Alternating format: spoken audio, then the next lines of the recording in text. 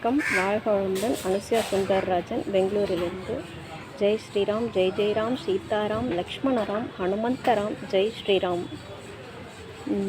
நாவில் சரஸ்வதி நற்றுணையாக. இந்த தலைப்பு ரொம்ப சூப்பராக பட்டிமன்றம் மாதிரி கொடுத்துருக்கீங்க.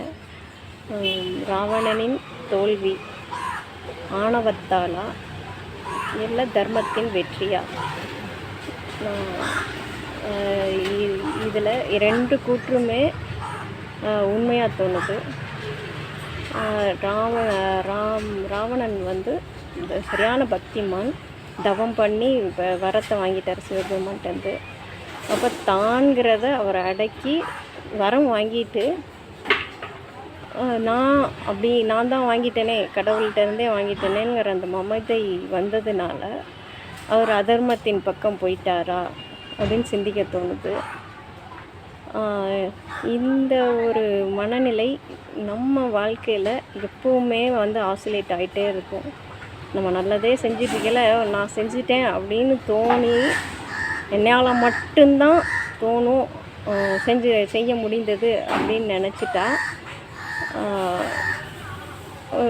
அந்த மமதையில் ஆணவத்தின் பக்கம் ராவணன் போன மாதிரி சில நேரம் மனிதர் மனம் போகுது. அப்போது கடவுளே இறங்கி வந்து இல்லை இது நல்வழி இல்லைன்னு திருத்துறதுக்கு பார்க்குற மாதிரி தன்னோடு பயணிக்கிற எல்லாருமே சொல்லிக்கிட்டே இருக்கிறாங்க. மனைவி சொல்கிறாங்க, மண்டோதரி சொல்கிறாங்க, விபீஷணர் சொல்கிறாங்க. யார் சொன்னாலும் வந்து தர்மத்தின் பக்கம் ராவணனின் சிந்தை செல்லலை. இப்போ அவர் தர்மவானா இருந்ததுனால, ஆணவம் இருந்திருந்ததுனால நம்ம ராமரை வந்து அந்த அகந்தையோ மமதையோ எல்லாத்தையும் அடக்கிய ஒரு நிலையில் ராமரின் தர்மத்தின் வெற்றியே இது அப்படின்னு தோணும்.